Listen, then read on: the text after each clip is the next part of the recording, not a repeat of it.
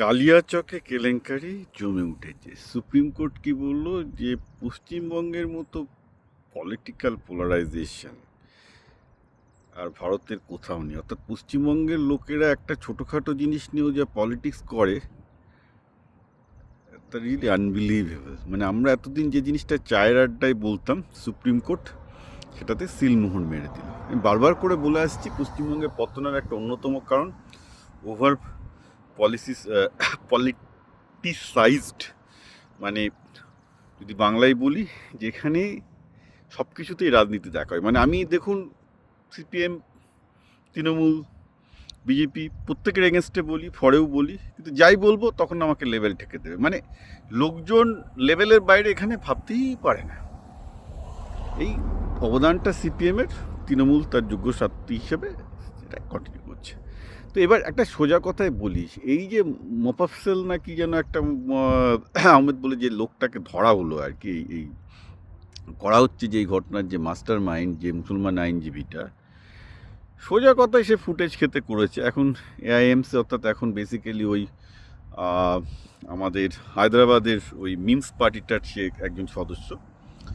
সমস্যাটা সেখানে নয়, ভেবে দেখুন, সে একজন আইনজীবী।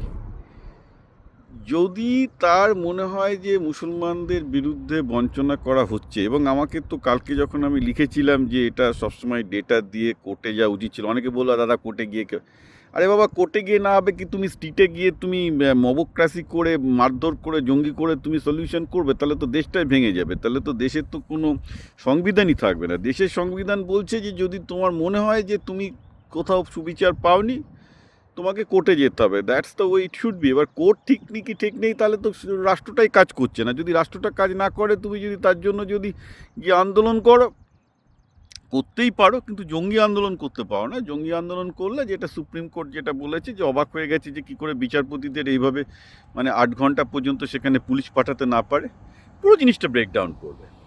এবার ধরুন, আমাদের পশ্চিমবঙ্গে লিবারাল বামপন্থীর অভাব নেই। আমি যখন এসব কথা বলবো, ও নো নো নো, মুসলমানরা তো গণতান্ত্রিক অধিকার নিয়ে, তাদের গণতান্ত্রিক অধিকার, ভোটার লিস্ট থেকে নাম কেটে দেওয়া মানে গণতান্ত্রিক অধিকার থেকে তাদের বিচ্যুত করা হচ্ছে বলে তারা তাদের গণতান্ত্রিক অধিকার নিয়ে লড়ছে। ডেফিনেটলি তারা সেটা নিয়ে কোর্টে লড়তে পারে, অহিংসভাবে লড়তে পারে, গণতন্ত্রেই সেই সুবিধাটা দিয়েছে।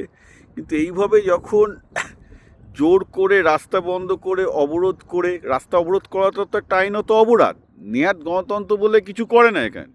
নাহলে রাস্তা অবরোধ করার জন্য বাই দ্য ওয়ে আপনারা ইন্ডিয়ান পেনাল কোড করবেন, ওটা একটা ক্রিমিনাল অপরাধ, আপনাদের জেলে যাওয়া উচিত। কিন্তু কেউ জেলে পাঠানোর সাহস পায় না, কারণ যারা রাস্তা অবরোধ করে সবাই নেতা। এবার একটা কোর্ট নিয়ন্ত্রিত আইনজীবীদের এই যে বেআইনিভাবে আটকে রাখলো, এটা তো হুলিগানিজম, গুন্ডানি, এটাও ইন্ডিয়ান পেনাল কোডের মধ্যে পড়ে। তো আপনাকে তো বুঝতে হবে যে কোনটা আন্দোলন আর কোনটা জঙ্গি। কালকে আমি এটা লিখেছিলাম যে মুসলমানরা এখানে জঙ্গিপনা করেছে, তাতে আবার অনেকে রেগে গেল, আপনি কেন জঙ্গি কথাটা ইউজ করেছেন। আরে এটা কোথায় আন্দোলন, এটা তো জঙ্গিপনাই হল, এটা তো জঙ্গিপনাই হয়েছে, তো কোনো ব্যাপার নেই। এবং এটা হয়েছে, এবং সত্যি কথা বলতে কি, you have been really worked into the trap of BJP. BJP যা চেয়েছিল এক্স্যাক্টলি সেটাই পেয়ে গেছে। বিজেপির একদম হাতে খালাটা একদম মুসলমানগুলো তুলে দিয়েছে। আমি এই জন্যই বলছি, ভারতবর্ষে মুসলমানদের কোনো নেতা নেই তারা বিশ্বাস করবে। আমি বলবো যে যে যে আইনজীবীটা, মিমসের যে আইনজীবীটা এই কাজটা করেছে, সে হয়তো মিমসের কাছ থেকে থ্রু বিজেপি টাকা পেয়েছে। I don't know, chance 100%। কারণ এই পুরো ঘটনায় সবচেয়ে বেশি লাভ হয়েছে বিজেপির, কারণ সমস্ত জিনিসটাকে জেনে গেছে যে মুসলমানরা তাদের জঙ্গিপনার পথ ছাড়বে না। মানে কালকে যখন তারা মেজরিটি হবে, তারা লোরকে লেঙ্গে পাকিস্তান করতেই পারে। অ্যান্ড এটা বিজেপির একটা কমন ন্যারেটিভ তৈরি হয়ে গেল, যে জিনিসটা বিজেপি খাওয়ানোর চেষ্টা করছিল সবসময়। তো আর নরেন্দ্র মোদী বা বিজেপির নেতারা বললে হয় না, মুসলমানরা যখন এই রকমের জঙ্গি আন্দোলন করে, তখন তারা এই ধরনের জিনিস, যে জিনিসগুলো বিজেপির লোকজন বলছে, সেটাতে স্ট্যাম্প মেরে দেয়। কারণ কি, তাদের মনে হয় এই মোফাম্মেল বা কী যেন, আমি তো নামটাও মানে উচ্চারণ করতে পারছি না, সে মুফাম্মেল না কী নাম তার নাম, সে নাকি তাদের নেতা। অর্থাৎ সে যে বিজেপির টাকা খেয়ে নেতা হয়েছে মুসলমান সমাজকে ধ্বংস করার জন্য, সেটুকু বোঝার মতো ক্ষমতা অধিকাংশ নেই। কারণ আমি আবার বলছি, একজন আমাকে বললেন তার গ্রামের স্ট্যাটিস্টিক্স বলছে যে মুসলমানদের প্রতি বঞ্চনা হয়েছে। তো ভালো কথা দাদা, এরকম কয়েকটা গ্রামের স্ট্যাটিস্টিক্স আপনি নিয়ে কোর্টে গেলেন না কেন? আর যে লোকটা লড়াই করছিল সে তো আইনজীবী, কোর্ট তো তার সবচেয়ে নর্মাল জিনিস। তো যে আইনজীবী, সে কোর্টে একটা পিটিশন ফাইল না করে সে কেন কি ওখানে মস্তানি করতে গেল? কারণ কি, মস্তানি করলে ফুটেজ খাবে, এই আসবে, বিজেপি থেকে টাকা দেবে, দেখাও যে মুসলমানরা কত জঙ্গি, এবং ভোটটা বিজেপির ভোট ব্যাঙ্কে যাবে। পুরো this entire thing has trapped into the BJP's lane. আর সোজা কথা বলতে গেলে এটাই বলতে হয় যে যখন দেশভাগ হয়েছিল, আমি আবার বলেছি 1937 সালে মুসলিম লীগ পেয়েছিল 3%। জিন্না রিটায়ারমেন্টে চলে গিয়ে আবার ইংল্যান্ডে গিয়ে ব্যারিস্টারি করা শুরু করেছিলেন। মুসলমানরা দেশভাগের পক্ষে ছিল না। That is the result of 1937-এর দিয়েতে। তারপরে দেখা গেল 10 বছরের মধ্যে 90% মুসলমান দেশভাগের বিপক্ষে। কী করে হলো? কারণ ব্রিটিশরা চেয়েছিল, ব্রিটিশরা গোয়েন্দা নামিয়ে দিল, মুসলমান নেতাদের কিনলো, যাদেরকে কিনতে পারলো না তাদেরকে মেরে দিল। এই হিস্ট্রিটা আপনাদের পড়ানো হয় না, পাকিস্তানেও পড়ানো হয় না। কারণ পড়ালে মুসলিম লীগের পুরো একদম মানে কী হয়ে যাবে, একদম মানে প্যান্ট খুলে যাবে যে বেসিক্যালি মুসলিম লীগ ব্রিটিশ গোয়েন্দাদের পক্ষে কাজ করেছে। যেসব মুসলমান নেতারা দেশ বিভাগের বিপক্ষে ছিল সবাইকে খুন করা হয়েছিল বিভিন্নভাবে। It's a very well documented history. আর যারা দেশভাগের পক্ষে মোটামুটি ছিল তাদেরকে বেসিক্যালি টাকা খাইয়ে সবাইকে একসাথে করে দিল। অ্যান্ড দেন এইভাবে একটা মুসলমানদের মধ্যে কনসেনসাস ফাইন্ড করলো যে তোমরা জঙ্গি হয়ে যাও, জঙ্গি হয়ে গিয়ে হিন্দুদের মারো, দাঙ্গা করো, দেশ বিভাগ করো। Everything was manufactured. একইভাবে কালিয়াচকেও যেটা হলো একইভাবে ম্যানুফ্যাকচার করা হচ্ছে, এবং এই ম্যানুফ্যাকচারিংয়ের ফলে সবচেয়ে বড় সুবিধা হবে বিজেপির, নেক্সট সুবিধা হবে তৃণমূলের। যে বেসিক্যালি যেটা হচ্ছে এখন যে মুসলমানরা আবার বিজেপিকে ঠেকানোর জন্য একটা করে তৃণমূলকে ভোট দেবে, আর হিন্দুরা মুসলমান জঙ্গিদের হাত থেকে বাঁচার জন্য এখন পুরোপুরি বিজেপিকে ভোট দেবে। মাঝখান থেকে পশ্চিমবঙ্গের শিক্ষা, স্বাস্থ্য, অ্যাকচুয়াল প্রবলেম, পরিবেশের প্রবলেম সব গেল। আমি আবার বলছি, এখনও বলছি, সব গেল।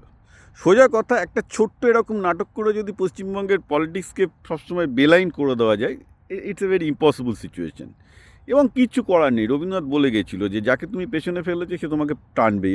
আজকে মুসলমান সমাজের মধ্যে আমি পেরিয়েছি, অনেক শিক্ষিত মুসলমান আছে যারা চায় না যে মুসলমান সমাজ পিছিয়ে থাকুক, সেটা আমরা দেখতে পাচ্ছি। আলামিন মিশনের থ্রুতে কিছু মুসলমান তো ভালো উঠছে, যারা ইঞ্জিনিয়ার হচ্ছে, ডাক্তার হচ্ছে, কিন্তু তারাই বা কিছু করতে পারবে না। কারণ অধিকাংশ মুসলমান অশিক্ষিত, তারা ওই জঙ্গিপনাই করবে। কোনো একটা মুসলমান নেতার ইয়েতে সে জঙ্গিপনা করবে, এবং দেখা যাবে সেই জঙ্গিপনা করার জন্য কেউ একটা বিজেপি বা এখান থেকে টাকা পেয়েছে করে, পুরো বিজেপি বা তৃণমূল থেকেও টাকা পেতে পারে। বাইরে এই জঙ্গিপনায় বিজেপি তৃণমূলের দুটো পার্টিরই লাভ আছে, ব্যাস হয়ে যাবে। হিন্দু মুসলমান গল্প চলতে থাকবে, অ্যাকচুয়াল প্রবলেমগুলো পশ্চিমবঙ্গের গাদার ঘাড়ে গেল। জায়গায় আমি খুব খুশি যে সুপ্রিম কোর্ট অন্তত বলেছে যে পশ্চিমবঙ্গের প্রশাসন বলতে কিছু নেই, মানে same on the total administration. আবার এইসব শুনে আবার মানে আমার আবার অনেক সব লিবারাল বন্ধুরা আছে আর কি, তারা পশ্চিমবঙ্গে থাকতে ভয় পায়। তারা পশ্চিমবঙ্গের গণতন্ত্র নিয়ে এত চিন্তিত যে পশ্চিমবঙ্গে থাকতে ভয় পায়, চাকরি পায়নি বলে সব দিল্লি মুম্বাই বিদেশে সব চলে গেছে, বুঝেছেন তো। কেউ দুবাইও চলে গেছে যেখানে গণতন্ত্র নেই, তো সেখান থেকে তারা গণতান্ত্রিক আওয়াজ তুলবে পশ্চিমবঙ্গের জন্য। ছাগল সব সব।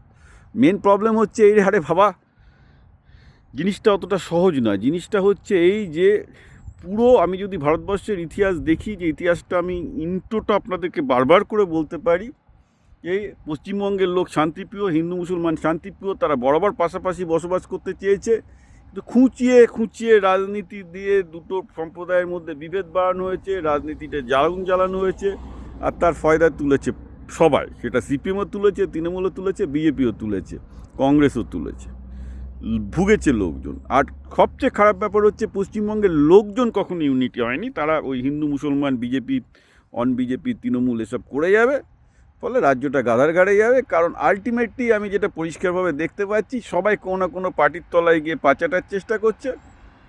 ইটস সো স্যাড যে পশ্চিমবঙ্গের বুদ্ধিজীবী সেকশন বলতে কিছু নেই। প্রতিটা বুদ্ধিজীবী আইদার তৃণমূল নাই বিজেপি নাই এই নাই ওর পক্ষে বলবে। প্রতিটা পার্টি যে একটা খেলা খেলছে, রাজ্যটাকে ধ্বংসের মুখে নিয়ে যাচ্ছে, সেটা বলার সাহস কারণ নেই, কারণ করলে তাদের দানাপানি বন্ধ হয়ে যাবে।